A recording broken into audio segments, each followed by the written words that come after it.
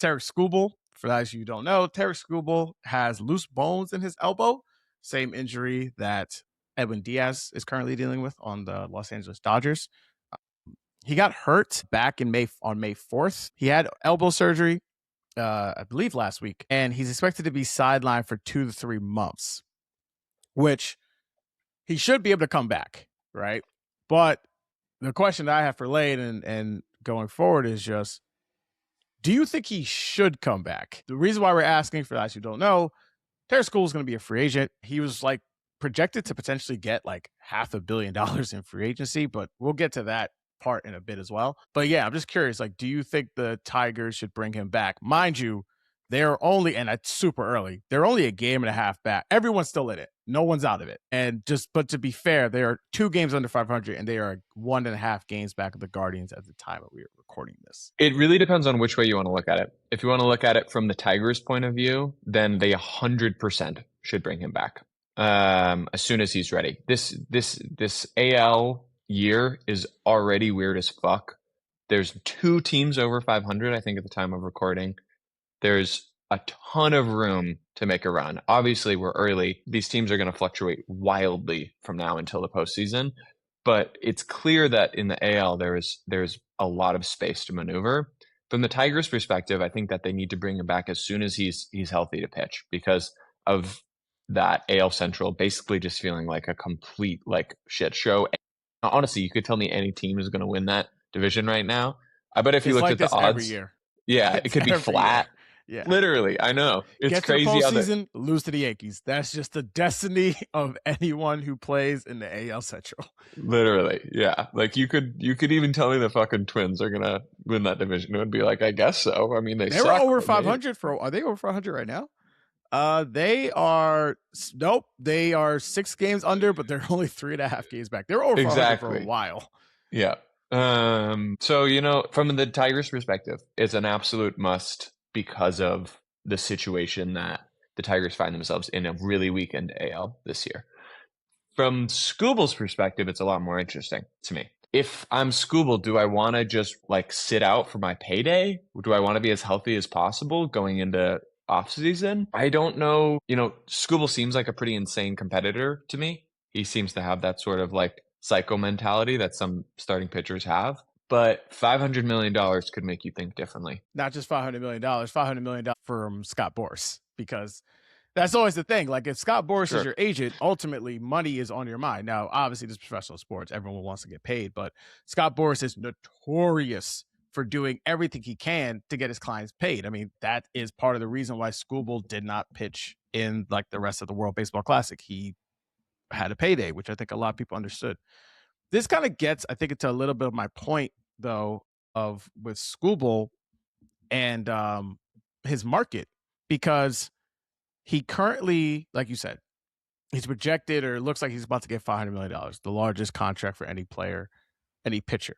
But where is he going exactly? If you look at the Yankees, they already have 2 pitchers that they're paying top dollar to, in Fried and Cole. The Mets, we'll see, but if David Stearns is still their GM, he has made it very clear that he doesn't want to pay starting pitchers. Okay, so you now have the 2 top teams that are out of it. If the Dodgers win a 3rd World Series, are they really going to give $500 million to Tarik Skubal? Maybe. That's it. But then after all that, you are now going to like the 2nd tier, quote unquote, teams throughout the money, with the Red Sox, with the Phillies. We don't even know what the Padres payroll is going to be. They were just sold. The Cubs. And I think the thing that's hovering over all of this is the salary cap that may or may not come into play. So I am curious to see, as even though we think Skubal's going to get this money and he's going to get paid, I don't know if he's getting the money that I think a lot of people thought he was going to get in the beginning of the year. And so that goes back to my other point. If you're the Tigers and you're like, listen, we actually might be able to bring this guy back on maybe what Cole got, $350, right? Now, I don't know if the Tigers want to spend that much money. Maybe they will, maybe they won't, right?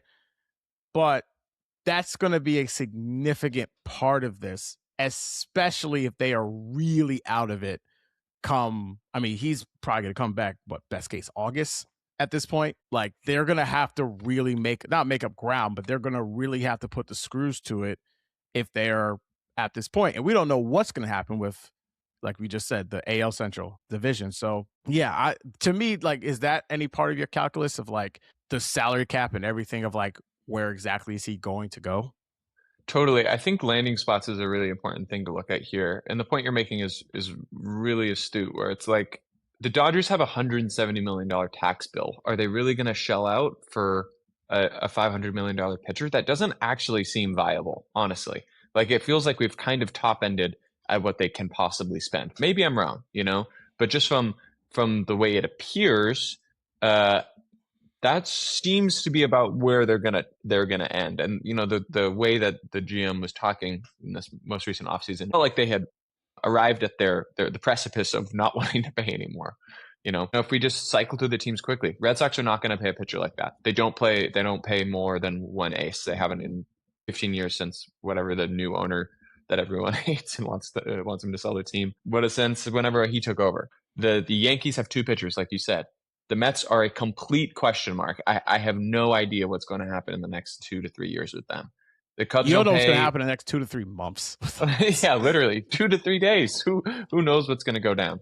So I think there isn't a clear landing spot, which actually defines the question, or just makes it a lot more interesting, where if the Tigers were to be able to position themselves, more strongly, then maybe it also benefits them to, keep this a slow roll sort of deal. Maybe even affect his value because of the injury and keep teams off of wanting him if they can be like, well, he's not ready to come back.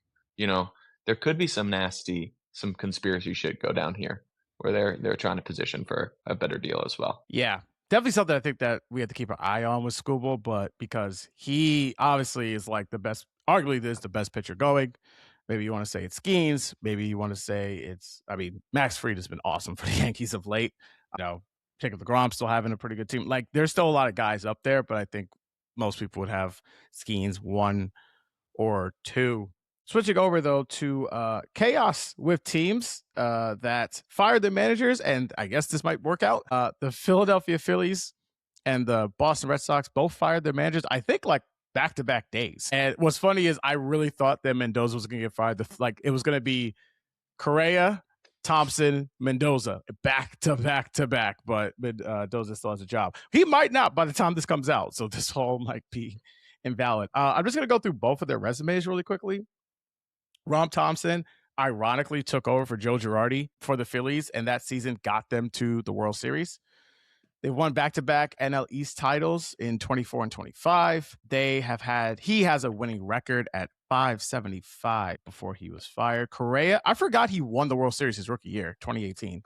With a record 108 wins for the Boston Red Sox, defeated the Yankees and the Astros, both 100-win teams. That's got to be, we have to look that up. How many times did a team beat 2 100-win teams to the World Series? Very limited, I'm sure. That's what I'm saying. It's probably not never, but it's probably has very rarely happened. Never won Manager of the Year. Finished second the year that he was his rookie year. And the Red Sox are currently under 500, like most of the AL.